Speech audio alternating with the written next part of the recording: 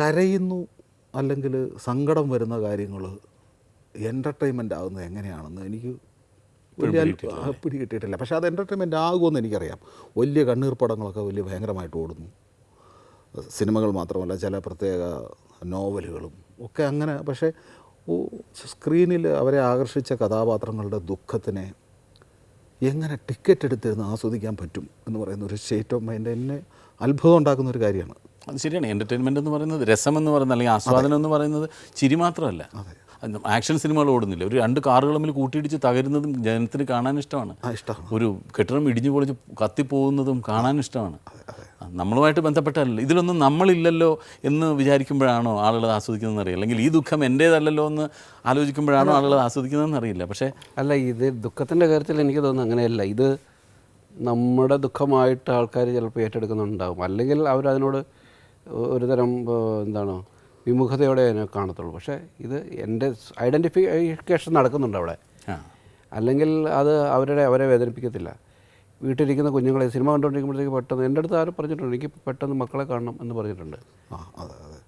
ഈ സിനിമ വരുന്ന സമയത്ത് ഞാൻ കല്യാണം കഴിച്ച് എനിക്ക് കുട്ടികളൊന്നും ആയിട്ടില്ല. അപ്പോഴത്തേക്കും കുട്ടികളാകാനൊക്കെ പോകുന്നതേ ഉള്ളൂ. ഇതിൻ്റെ സ്ക്രിപ്റ്റിൻ്റെ കുറച്ച് സീനുകളൊക്കെ കോപ്പിയൊക്കെ, എൻ്റെ ഹാൻഡ് റൈറ്റിംഗ് മോശമാണ്, കോപ്പിയൊക്കെ എടുത്തത് എൻ്റെ ഭാര്യയാണ്. അപ്പോൾ ഞങ്ങളിത് റിലീസ് 2-3 ദിവസം ഇത് ഓൾമോസ്റ്റ് ഹിറ്റായി എന്ന് ആദ്യ ദിവസങ്ങളിൽ കളക്ഷനൊക്കെ വളരെ മോശമായിരുന്നു. അപ്പം ഹിറ്റായി എന്ന് ഓൾമോസ്റ്റ് ഉറപ്പായി കഴിഞ്ഞപ്പോഴാണ് ഞങ്ങൾ സിനിമ കാണാൻ പോയത്. അപ്പോൾ ഞാൻ ഓർക്കുന്നുണ്ട്, ലുലുവിലാണ് സിനിമ കാണാൻ പോകുന്നത്. ഞാൻ ഒരാൾ ഒഴികെ തിയേറ്ററിൽ എല്ലാവരും ഇരുന്നു കരയാണ്. എൻ്റെ ഭാര്യ പൂർണ്ണ ഗർഭിണിയാണ്, ഇവളും കരയാണ്. ആ സമയത്ത് ദുഃഖിപ്പിക്കാൻ പാടില്ല എന്നാണ്. അതെ, ഇവളും കരയാണ്, ഞാൻ ചിരിച്ചുകൊണ്ടിരിക്കുകയാണ്.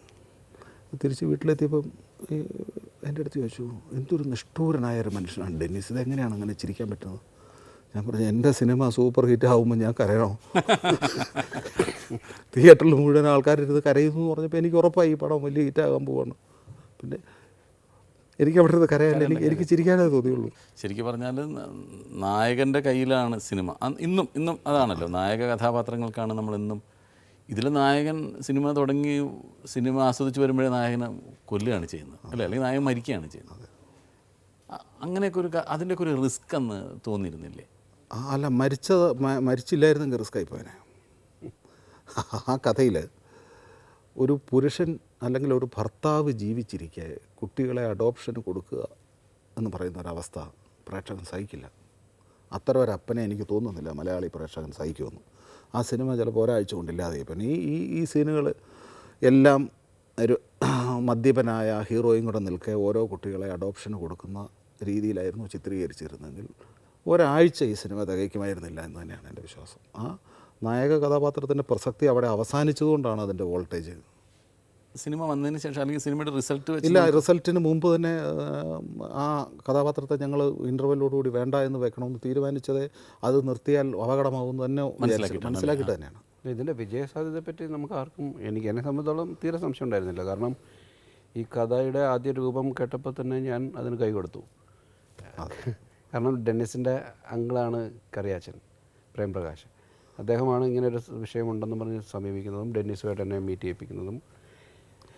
അപ്പോൾ തന്നെ ഞാൻ കറിയാച്ചനോട് പറഞ്ഞു, ഇത് പറ്റുമെങ്കിൽ സ്വന്തം ഡിസ്ട്രിബ്യൂഷൻ കമ്പനി തുടങ്ങി ചെയ്തോളൂ, നിങ്ങൾക്ക് ലോട്ടറി അടിക്കാൻ പോകാമെന്ന് പറഞ്ഞു. അപ്പോൾ അന്ന് അവർക്കത്ര ഉറപ്പ് പോരാ, ഇത് ഡിസ്ട്രിബ്യൂഷൻ കൂടെ തുടങ്ങി അത്രയും കൂടെ കാശും കൂടെ ഇതിനകത്ത് ഇൻവെസ്റ്റ് ചെയ്യാനുള്ള ധൈര്യക്കുറവുണ്ടാകും. പിന്നീട് അവർ അതിനെപ്പറ്റി റിപ്പൻറ്റ് ചെയ്തിട്ടുണ്ട്. അന്ന് പറഞ്ഞ് കേട്ടാൽ മതിയായിരുന്നത്, ഇതിപ്പം ഡിസ്ട്രിബ്യൂട്ടറുടെ ഷെയർ കൂടെ കഴിഞ്ഞുള്ളതല്ലേ പ്രൊഡ്യൂസർക്ക് വരുന്നുള്ളൂ, മൊത്തത്തിൽ പോകുന്നതിനെ എന്നുള്ളൊരു തോന്നൽ പിന്നീടുണ്ടായി. അപ്പോൾ എന്നെ സംബന്ധിച്ചുള്ള ആ ഒരു ഷുവർട്ടി ഉണ്ടായിരുന്നു. ഡെന്നിസിനും അത് ഉണ്ടായിരുന്നു, അതുകൊണ്ടാണല്ലോ ഡെന്നിസ് ഇതിനകത്ത് ഇറങ്ങിയത്. ഉണ്ടായിരുന്നു മാത്രമല്ല, എൻ്റെ ഒരു റിസ്ക് എൻ്റെ അങ്കിളാണ്, എൻ്റെ അമ്മയുടെ ഇളയ ബ്രദറാണ് എൻ്റെ പ്രൊഡ്യൂസർമാരിൽ ഒരാളെ കറിയാച്ചൻ. അപ്പോൾ എൻ്റെ അമ്മയെ സംബന്ധിച്ച് കറിയാച്ചനാണ് മൂത്ത മകൻ, ഞാനല്ല മനസ്സുകൊണ്ട്. അപ്പോൾ കറിയാച്ചന് ഇതിനു മുമ്പുള്ള ചില സിനിമകൾ സാമ്പത്തികമായിട്ട് മോശമായി, കറിയാച്ചന് രക്ഷപ്പെടുന്ന മാതിരി ഒരു സിനിമ, ഒരാളെ രക്ഷപ്പെടുന്ന മാതിരി ഒരു സിനിമയൊക്കെ എടുക്കണമെന്ന് ജീവിതത്തിൽ എന്നോട് ആകെ പറഞ്ഞിട്ടുള്ളത് എൻ്റെ അമ്മയാണ്. അങ്ങനെയൊന്നും എന്നോട് ജോയിക്ക് വേണ്ടി ഞാൻ 18ഓളം സിനിമകൾ ന്യൂഡൽഹി അടക്കം ചെയ്താൽ ഇതിലൂടെ എനിക്ക് രക്ഷപ്പെടണം എന്നൊന്നും എന്നോട് പറഞ്ഞിട്ടില്ല. പറഞ്ഞാൽ അത് ഏറ്റെടുക്കാനുള്ള ധൈര്യമില്ല എനിക്ക്. പക്ഷേ ഇത് ഇങ്ങനൊരു ഈ ഒരു കഥ കയ്യിൽ വന്നതുകൊണ്ട് മാത്രം ഞാൻ സധൈര്യം പറഞ്ഞ, അല്ലെങ്കിൽ എനിക്ക് വീട്ടിൽ ഇത് ഇങ്ങനെ പരാജയപ്പെട്ടു പോയിരുന്നത് എനിക്ക് എൻ്റെ വീട്ടിൽ കയറാൻ വയ്യാതെ അവസ്ഥയായിപ്പോയി. അപ്പം ഞാനത് സെബിയോടും കഥ പറഞ്ഞിട്ട് പറഞ്ഞു, സിബി എനിക്കിത് ഭയങ്കര കോൺഫിഡൻ്റ് ആയിട്ട് തോന്നുന്നുണ്ട്, സിബിക്ക് എവിടെയെങ്കിലും ഇതിൻ്റെ പ്ലസ് സിബി പറയണ്ട, ഇതിന് എന്തെങ്കിലും ഒരു മൈനസ് ഉണ്ട്, ദേവി ഇത് പറഞ്ഞിട്ട് നമുക്ക് ഈ പ്രോജക്റ്റിൽ നിന്ന് വലിയ, കാരണം ഇത് എങ്ങാനും അല്ലേ ഇതിൻ്റെ ഒരു വേറൊരു വശമുള്ളത് പോയെങ്കിൽ വളരെ എൻ്റെ റിസ്ക്കിയാണ്. ജീവിതം തകരും. അല്ല, ഇത് ഞാനൊരു കോമഡി ആയിട്ട് പറഞ്ഞല്ല, കാരണം മമ്മി എൻ്റെ അമ്മ അത് വളരെ സെൻറ്റിമെൻ്റലായിട്ട് തന്നെ എടുത്തിട്ടുള്ളൊരു കാര്യമാണ്. ഒരു കറിയാച്ചന് അങ്ങനെ ഒരു ഹിറ്റ് സിനിമ കിട്ടുന്നില്ല. അപ്പം മമ്മിയുടെ വിചാരം ഇത് ഒരു ഹിറ്റ് സിനിമയൊക്കെ നമ്മൾ വേണമെന്ന് വിചാരിച്ചാൽ വളരെ ഈസി ആയിട്ട് ചെയ്യാൻ പറ്റുന്ന ഒരു കാര്യമാണെന്നൊരു തെറ്റിദ്ധാരണയുടെ പുറത്താണത് പറയുന്നത്.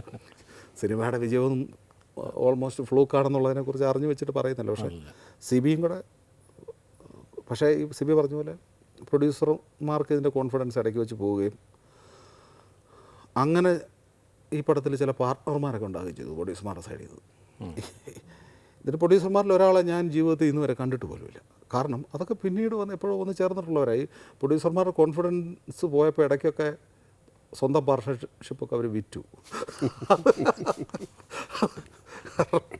ഇത്രയും ദുഃഖിപ്പിച്ചൊരു സിനിമയുടെ പിന്നിൽ ഇത്രയും തമാശകളുണ്ട്. കാരണം ഇത് നഷ്ടം വരാൻ പോവാണ്, എന്നാൽ പിന്നെ നമുക്കായിട്ട് മാത്രം വേണ്ട എന്നൊക്കെ പറഞ്ഞിട്ട് ചില സ്നേഹിതന്മാരെയും കൂടെ ഇതൊക്കെ അവർ തന്നെ പറഞ്ഞു കേട്ടിട്ടുള്ള കഥകളാണ്. എനിക്ക് ഇത് ഞാൻ പറയണം, ഇതിലൊരു പ്രൊഡ്യൂസറെ ഞാൻ ഇന്ന് വരെ കണ്ടിട്ടില്ല. ഞാൻ എൻ്റെ കരിയറിലെ ഏറ്റവും വലിയ ഹിറ്റുകളിൽ ഒരെണ്ണമാണ്. അതിൻ്റെ വൺ ഓഫ് ദ പ്രൊഡ്യൂസറെ എൻ്റെ ജീവിതത്തിൽ ഇന്ന് വരെ ഞാൻ കണ്ടിട്ടില്ല. അദ്ദേഹത്തിൻ്റെ പേര് പോലും എനിക്ക് അറിഞ്ഞുകൂടാ. അത്രയും പ്രൊഡ്യൂസേഴ്സ് ഉണ്ടല്ലേ ആ പടത്തിൽ? 4 പേരാണ്. ആ ശരി. പിന്നെ മാധവി എങ്ങനെ വന്നു? മാധവിക്ക് ശരിക്കും പറഞ്ഞാൽ അന്ന് വരെ അങ്ങനെ മാധവി അഭിനയിച്ച സിനിമകൾ ഓടിയിട്ടില്ല എന്നൊക്കെ ഉള്ളൊരു ചീത്തപ്പേരൊക്കെ ഉണ്ടായിരുന്നു. സാധാരണ നമ്മുടെ സിനിമയിലാണ് ഏറ്റവും കൂടുതൽ ഇങ്ങനെയുള്ള അന്ധവിശ്വാസങ്ങളുള്ളത്. ചില ലൊക്കേഷനുകളെ പറ്റി, ചില ആർട്ടിസ്റ്റുകളെ പറ്റി, ഹോട്ടലുകളെ പറ്റി. അങ്ങനെ പല നല്ല സ്ക്രിപ്റ്റിനായിട്ട് ഹോട്ടലിൽ പോയി താമസിച്ച എന്താ കുഴപ്പമൊന്നും ചില പ്രത്യേക യൂണിറ്റിൻ്റെ ചില പ്രത്യേക ക്യാമറകൾ അതുകൊണ്ടെങ്കിൽ സിനിമ ഓടില്ല. അങ്ങനെയൊക്കെ ഉണ്ട്. അപ്പോൾ ഈ സിനിമയ്ക്ക് നായിക പ്രാധാന്യം ആണ്, നായികയാണ് ഇമ്പോർട്ടൻ്റ്. അപ്പോൾ അത്തരം ഒരു ആർട്ടിസ്റ്റ് തന്നെ വേണം എന്നുള്ള കാര്യത്തിൽ നമുക്ക് വളരെ നിർബന്ധമുണ്ടായിരുന്നു. നമ്മൾ ആദ്യം സമീപിച്ചത് സുഹാസിനെയാണ്. സുഹാസിനിയായിരുന്നു ആദ്യം കഥ ചിന്തിച്ചപ്പോൾ തൊട്ട് മനസ്സിലുണ്ടായിരുന്നു. സുഹാസിനി അടുത്ത് ആ സമയത്ത് ചെന്നപ്പം സുഹാസിനിക്ക് കഥയൊക്കെ ഇഷ്ടമായി. പക്ഷേ സുഹാസിനിക്ക് ആ സമയത്ത് ഒരു കുഞ്ഞുണ്ടായ സമയമാണ്. അപ്പോൾ സുഹാസിനി പറയുന്നത്, എനിക്ക് ഇങ്ങനൊരു കുഞ്ഞുള്ളപ്പോൾ ഇങ്ങനൊരു സിനിമയിൽ അഭിനയിക്കാൻ വൈകാരികമായിട്ട് എന്നെ വല്ലാതെ അത് ഡിസ്റ്റർബ് ചെയ്യും, അതുകൊണ്ട് എന്നെ ഒഴിവാക്കണമെന്ന് പറഞ്ഞു. അത് കഴിഞ്ഞ് നമ്മൾ രേവതിനെയാണ് കണ്ടത്. രേവതിയുടെ അടുത്ത് കഥ പറഞ്ഞു, രേവതിക്ക് കഥ ഇഷ്ടപ്പെട്ടു, ശരി ചെയ്യാം എന്നൊക്കെ പറഞ്ഞ് പിരിഞ്ഞു. ഞാൻ തിരിച്ച് മദ്രാസിൽ നിന്ന് എറണാകുളത്ത് എത്തിയപ്പോഴത്തേക്കും പിറ്റേ ദിവസം രേവതിയുടെ ഫോണാണ്. ഞാൻ ആലോചിച്ചു, രാത്രി മുഴുവൻ ആലോചിച്ചു, ഇതെനിക്ക് ഈ ക്യാരക്ടർ എനിക്ക് ഷോൾഡർ ചെയ്യാൻ, എൻ്റെ ഷോൾഡറിൽ താങ്ങൂല, ഓവർലോഡാണ്, എനിക്ക് ഇത്രയും ചെയ്യാൻ പറ്റില്ല എന്ന് പറഞ്ഞു. അങ്ങനെ നമ്മുടെ മുമ്പിലുള്ള പ്രധാന 2 ഓപ്ഷൻസ് തീർന്നു പോയി. പിന്നെ ഹിന്ദിയിൽ അവിടെ ഇവിടെയൊക്കെ നമ്മൾ പലരെയും, ഡെന്നിസ് തന്നെ ആ സമയത്ത് ഒരു ഹിന്ദി നടിയതൊരു പോപ്പുലർ, അത്ര പോപ്പുലർ അല്ല, ഒരു ക്ലാസ് സിനിമയിൽ അഭിനയിച്ചൊരു ആർട്ടിസ്റ്റിൻ്റെ പേര് ഓർക്കുന്നില്ല. അതൊക്കെ നമ്മൾ ആലോചിച്ചു. അവസാനമാണ് ഞങ്ങൾ മാധവിയിലേക്ക് നമ്മുടെ ശ്രദ്ധ എത്തുന്നത്. അത് പറഞ്ഞപ്പോഴേ നമ്മുടെ കൂടെയുള്ള ആൾക്കാർ പറയും, മാധവി വെച്ച് പടം എടുത്താൽ കുഴപ്പമാണ്, അത് ഇനി ചിന്തിക്കണ്ട, അവരുടെ പടം ഓടാറില്ല എന്നൊക്കെ പറഞ്ഞു വന്നു. ഞാൻ പറഞ്ഞു, ഇനി വേറെ മാർഗ്ഗമില്ല, കാരണം മാധവി അല്ലാതെ വേറെ ആർട്ടിസ്റ്റിന് എന്തായാലും സബ്ജക്റ്റിൽ നമുക്ക് കോൺഫിഡൻസ് ഉണ്ട്. ഇനി മാധവി വന്നിട്ട് പോകുന്നെങ്കിൽ പോട്ടെ എന്നുള്ളൊരു കണ്ടീഷനിലാണ് മാധവിയെ. ഈ ചില പ്രത്യേക മാധവിയെ സംബന്ധിച്ച് ആൾക്കാരങ്ങനെ പറയുമ്പോഴും ചില പ്രത്യേക കഥാവിഷയങ്ങളുണ്ട്. അത് ഏതാ എന്താണെന്ന് ചോദിച്ചാൽ നമുക്ക് പറയില്ല. ചില കഥാവിഷയം നമുക്ക് മനസ്സിൽ വരുമ്പം ഇത് ആരായാലും മതി എന്ന് തോന്നും നമുക്ക്. ഉദാഹരണത്തിന് ഒരു വയലിനിസ്റ്റാണ് ഈ ക്യാരക്ടർ. അവർ ഒരു ഡ്രൈവറുടെ ഭാര്യ, 2-3 കുട്ടികൾ, ഒരു മൊണാസ്ട്രിയുടെ പറമ്പിൽ കുടികിടപ്പായിട്ട് താമസിക്കുന്നു. അപ്പോൾ ഈ ഒരു ബോഡി ലാംഗ്വേജും ഒക്കെ ആയിട്ട് ഒത്തുവരുന്ന ഒരു സാധാരണ അഭിനേത്രി ആരായാലും ഈ സിനിമ ഓടും എന്നുള്ള ഒരു എന്താ പറയുന്ന ഒരു തീമാറ്റിക് വാല്യൂ ഉള്ള വിഷയമാണ്. അപ്പോൾ അത് മാധവിയുടെ മാർക്കറ്റോ അവരുടെ ഇതിനു മുമ്പ് ഇറങ്ങിയിട്ടുള്ള സിനിമകൾ ഓടിയോ പൊളിഞ്ഞോ അതൊന്നും ഒരു വിഷയമെല്ലാം തന്നെയാണ് ഞങ്ങൾക്ക് അന്ന് തോന്നിയത്. എന്നാൽ എല്ലാ കഥകളും അങ്ങനെയല്ല. ഇപ്പോൾ ഉദാഹരണത്തിന് മണിച്ചിത്രത്താഴ് പോലൊരു സിനിമ ശോഭന ഇല്ല എന്ന് പറഞ്ഞാൽ പിന്നെ അത് ഉടനെ ഒരു നിന്ന നിലയിൽ എന്നാൽ ശരി മറ്റേ ആളായിക്കോട്ടെ എന്നൊന്നും പറയാൻ പറ്റില്ല. പ്രയാസമാണ്. എന്നാൽ ചില പ്രത്യേക വിഷയങ്ങൾക്ക് അങ്ങനെ ആവാം. അപ്പം ഈ ആകാശദൂതിൽ മുരളി അല്ല, മുരളിയുടെ സ്ഥാനത്ത് ഇതും ഞാൻ പറയുന്നത് തെറ്റാണെങ്കിൽ പോലും മുരളി ഇല്ല എന്ന് പറഞ്ഞാൽ വേറൊരു ആർട്ടിസ്റ്റ് അഭിനയിച്ചിരുന്നെങ്കിലും ആ സിനിമയുടെ കളക്ഷനിൽ 1 രൂപയുടെ പോലും കുറവുണ്ടാകുമായിരുന്നില്ല ആ കഥയ്ക്ക്. ചില പ്രത്യേക കഥാവിഷയങ്ങളുടെ ഒരു പ്രത്യേകതയാണ്.